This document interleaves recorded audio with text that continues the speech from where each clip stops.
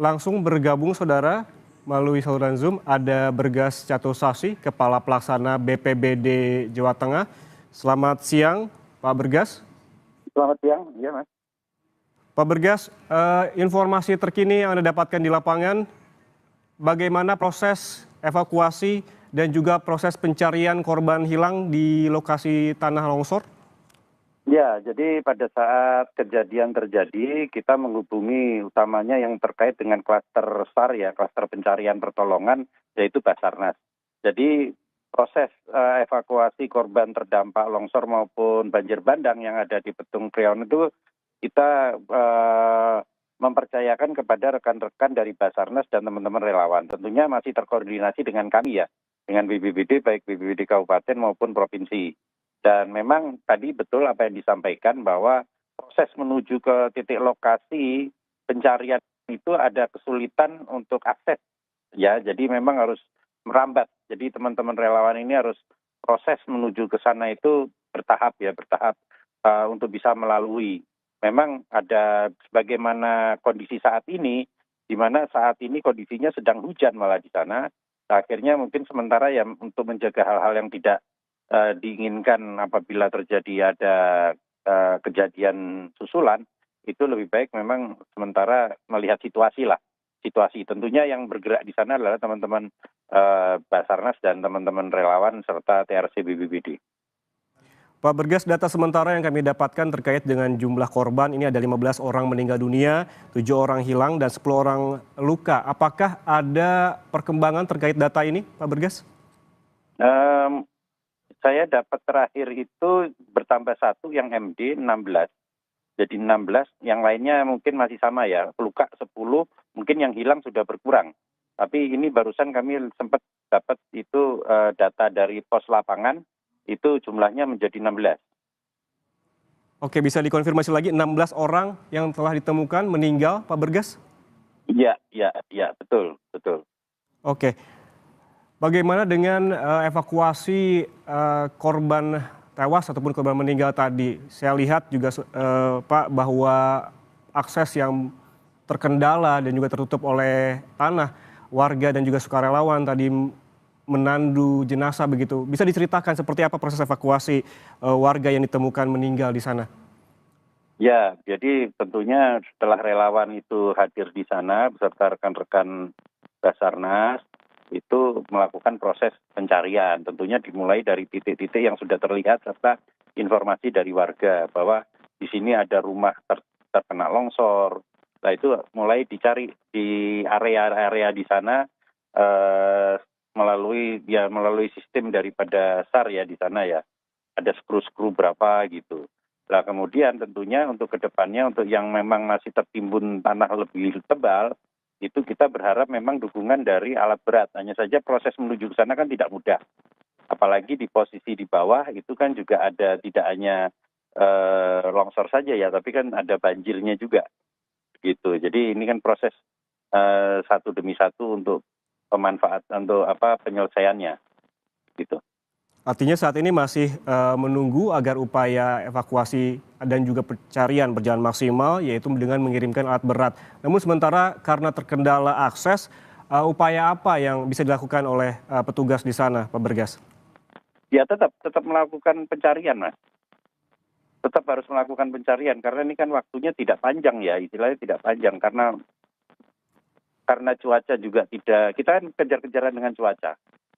Tidak bisa saling menunggu, kalau bisa nanti kan dapat informasi apa dikembangkan di lapangan begitu. Apakah titik pencarian difokuskan di satu titik atau diperluas, Pak Bergas?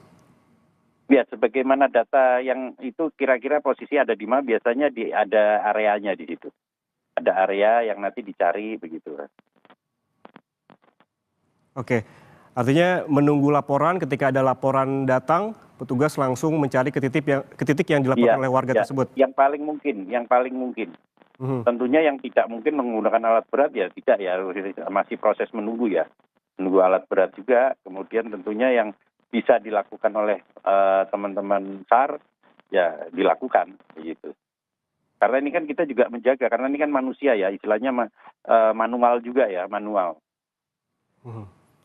Kemudian bagaimana dengan jumlah petugas, apakah memadai Pak Bergas? Kita melihat bahwa seperti Anda sebutkan akses yang sulit, juga lokasi yang memang tertutup tanah begitu. Apakah diperlukan bantuan tambahan petugas untuk melaksanakan pencarian korban hilang di sana? Ya, ya, tentunya kita koordinasi dengan Basarnas, dengan teman-teman relawan potensi SAR yang memiliki kualifikasi untuk pencarian pertolongan. Nah, tentunya nanti akan bergulir bergantian ya. Kiranya ada dibutuhkan dukungan ya kita dorong lagi ke sana. Karena ini kan tentunya bukan sesuatu yang mudah ya. Untuk ke sana, sembarang relawan ke sana ya enggak. Tentunya itu ada batas di mana kualifikasi untuk pencarian pertolongan itu kan ada kualifikasi rekan-rekan teman-teman relawan yang sudah pernah mengikuti atau sudah memiliki kapasitas ke sana. Mereka itu sudah punya komunitasnya kok, Mas. Mhm, mhm. Pak Bergas, Ya, tantangan apa lagi yang dihadapi oleh petugas? Tadi saya juga melihat cuaca yang masih hujan dan juga berkabut. ya tentunya kebutuhan internal, kebutuhan ini ya personal daripada teman-teman relawan sendiri. Yang itu yang harus segera didorong ke sana untuk mereka bisa bisa bertahan di sana. Itu salah satu yang kami terima di mana kebutuhan personal butuh dukungan di sana gitu. Baik. Pak Bergas, kemudian bagaimana dengan penanganan korban terluka begitu? Tadi dilaporkan ada 10 orang luka. Bagaimana kondisinya dan seperti apa penanganannya? Ya, untuk yang luka tentunya di situ kan ada pos lapangan, ada puskesmas. Kiranya masih bisa ditangani oleh puskesmas, dilakukan oleh puskesmas. Kalau memang perlu upaya lebih lengkap lagi atau lebih tinggi lagi, tentunya kita bawa ke pelayanan kesehatan yang lebih lengkap lagi ya di bawah. Memang itu menjadi kendala tersendiri itu, menjadi kendala. Tapi kalau memang bisa tidak menunggu, bisa bergeser menggunakan milik warga, ya milik warga kita dorong ke sana. Kita dorong untuk membantu. Hmm. Artinya petugas juga meminta bantuan ataupun mengimbau warga juga untuk turut Iya, aktif begitu ya membantu petugas. iya, iya, betul. Mhm. Saat ini yang Anda dapatkan laporan yang 10 warga terluka itu seluruhnya sudah dibawa ke puskesmas atau memang sudah ada yang kembali ke rumah? Ya, sementara ini kami baru menerima ini ya, baru menerima yang luka-luka ya.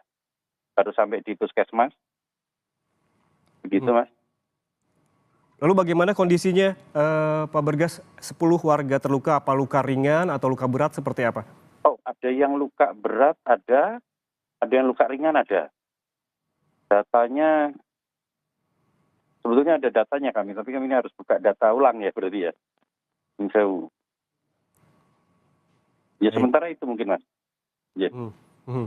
Berarti yang ditangani oleh puskesmas terdekat dengan lokasi ini, kondisi lukanya berbagai macam, ada yang luka ringan dan juga ada yang luka berat begitu? Ya. Baik, kemudian upaya apa yang paling dekat begitu yang bisa dilakukan petugas,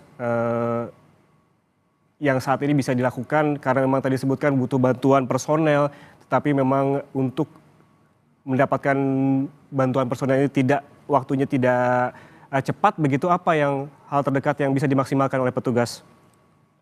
Ya, tentunya upaya penggunaan alat alat tambahan atau alat bantu seperti alat berat itu harus segera segera diluncurkan ya Mas ya. Ini kami masih koordinasi sih. Karena ini kan beberapa lokasi kan banyak yang terdampak masalahnya. Dan jalur menuju ke sana itu kan harus memutar, tidak bisa langsung tembus. Kalau langsung tembus itu butuh alat berat buka jalannya. Begitu Mas. Oke, kalau saya melihat lokasi dari longsor ini hanya bisa dilalui sepeda motor. Memang, jalanan ini awalnya memang bisa dilalui mobil atau memang hanya sepeda motor saja, Pak? Enggak, bisa dilalui mobil itu. Bisa. Artinya jalan ini memang tertutup Itu oleh jalan, tanah longsor sehingga hanya bisa dilalui oleh iya, sepeda motor? betul. Dan ada ketebalan cukup tertentu di ruas-ruas tertentu yang dia seperti lumpur. Mhm, Itu kan tidak mudah. Pakai mobil pun tidak mudah, pakai sepeda motor pun tidak mudah. mhm. Begitu Mas. Oke. Apakah juga ada upaya pembersihan untuk membuka akses jalan, Pak? Ya, ya, ya itu salah satunya. Makanya kan menggunakan loader, apa menggunakan piku untuk pembersihan jalur itu kan menjadi penting. Jadi aksesnya harus bisa dibuka dulu untuk percepatan. Nanti percepatan tentunya sambil menunggu teman-teman di atas itu bisa melakukan aktivitas untuk pencarian selama cuaca mendukung ya tentunya ya. Tidak saling menunggu istilahnya, tidak saling menunggu. Karena kan sudah ada rekan-rekan relawan yang sudah di atas. Pos lapangan juga sudah berdiri di puskesmas itu. Selain juga terkendala cuaca dan juga akses, petugas juga berkejaran dengan waktu. Saat ini waktu menunjukkan pukul 13:34, artinya tinggal beberapa jam lagi akan gelap begitu. Apakah ada batas waktu hingga pukul berapa pencarian dilakukan, Pak? Ya itu nanti dari tim di sana Mas, itu biasanya kan pencarian itu kan ada batasnya. Kalau memang dukungan Sarpras untuk mencari kurang, ya tentunya dihentikan. Gitu, karena kan beresiko juga. Tapi kalau dukungan Sarpras untuk penguatan lampu memungkinkan, cuaca memungkinkan, ya itu bisa berlanjut sampai ada disepakati di sana. Kalau memang sudah cukup lelah ya harus istirahat, tentunya begitu.